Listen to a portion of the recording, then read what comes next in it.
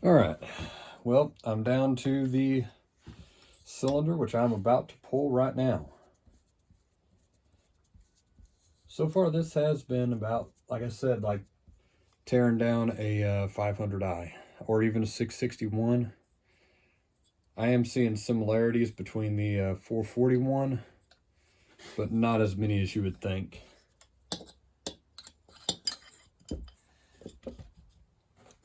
So even though it's my first 462 I've been into, there are plenty of similarities with other saws. There wasn't anything really new or different. I really wasn't expecting there to be, but you never know.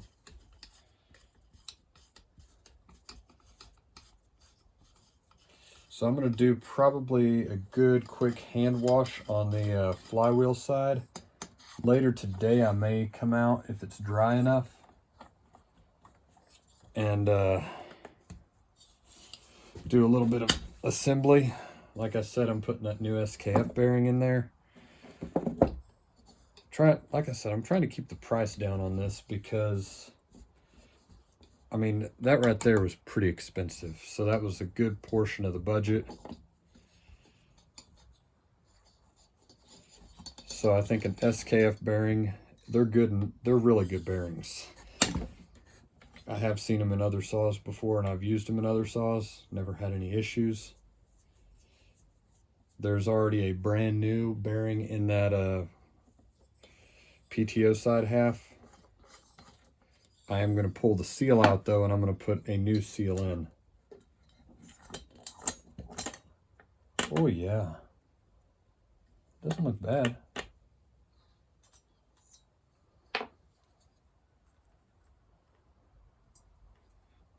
There we go. There we go. Now, one thing that does kind of surprise me about these is you have a ring gap over here toward the front, not into the exhaust at all. And then you have one dead center above the intake. That always trips me up a little bit. Definitely not griping, but it's just different. I got used to the old like 460s, 440s, stuff like that. And you'd never see that. It was always like one here and one here. But yeah, this looks a lot like my 500i. I'm waiting on a crankcase gasket for that thing. I've wondered, because whenever I put that 500i together, I turned it over by hand and it feels like the piston is tapping the top of the cylinder because I pulled the gasket out. I didn't do a gasket on it. I wonder if somebody has cut that cylinder base. I wouldn't be surprised, actually. All right.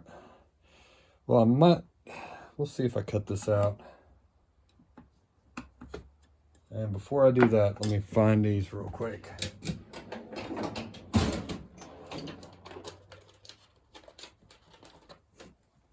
All right.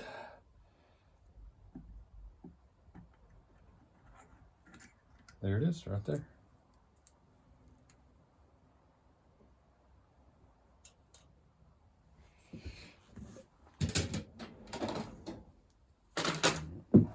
Right. Now, I think if I remember correctly on this one, the 500s, and hold on, there it is.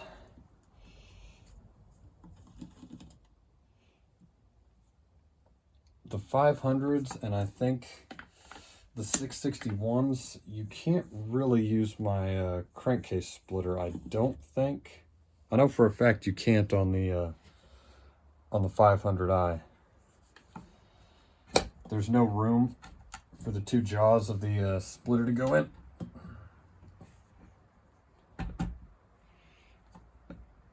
All right, this one's being stubborn.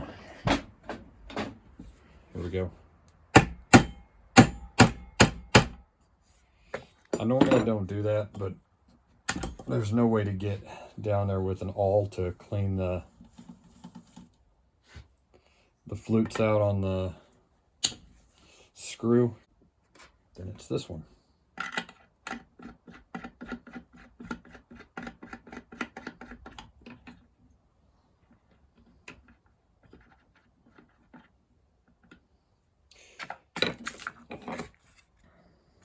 And that new one has brand new bar studs already in it. So let's stick with those. All right.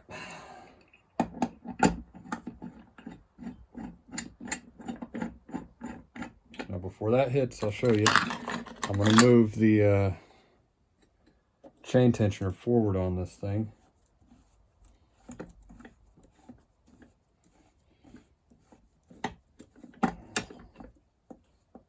All right, that's maxed out right there. We're going to take that all the way down.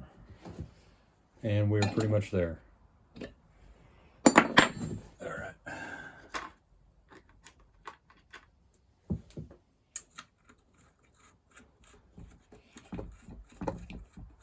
Now I think this is a Chinese or a aftermarket version of this crankcase splitter right here, or puller. It cost me about $40 to $50 whenever I got it years ago. But it's based off the design from STIHL that is a really good one, but it's quite expensive. All right, I'm going to tighten this down all the way.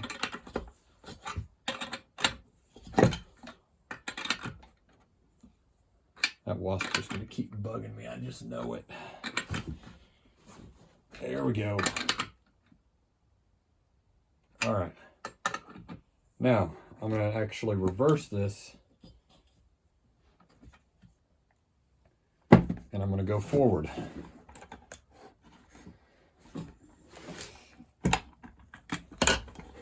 And you can see that gap is growing right there, right?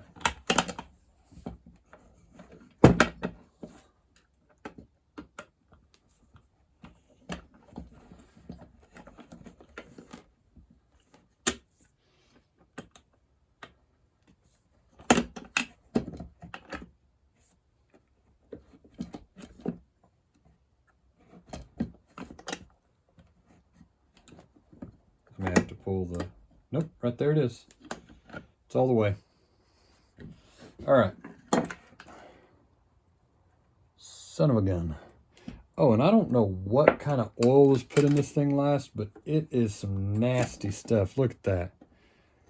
I wonder if it didn't get some water in it or something.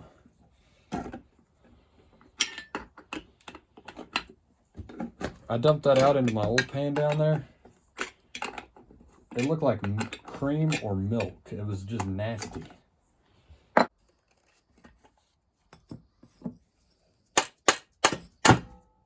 There it went, finally. I just had to smack it a couple times.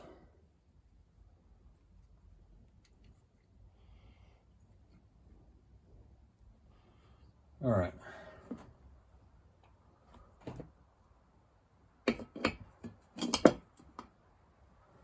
I will pull the piston off here in a minute.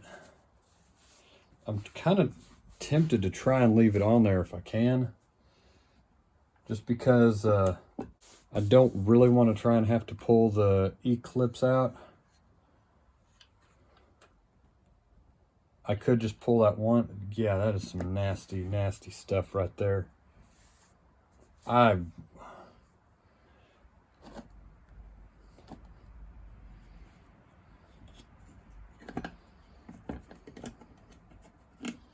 There we go.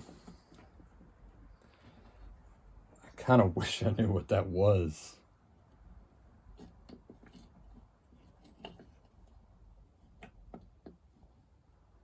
That's an awesome looking setup right there.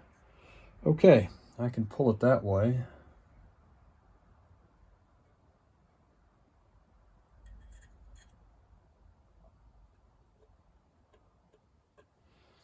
I'll come back here in a little bit once I have this all pulled apart.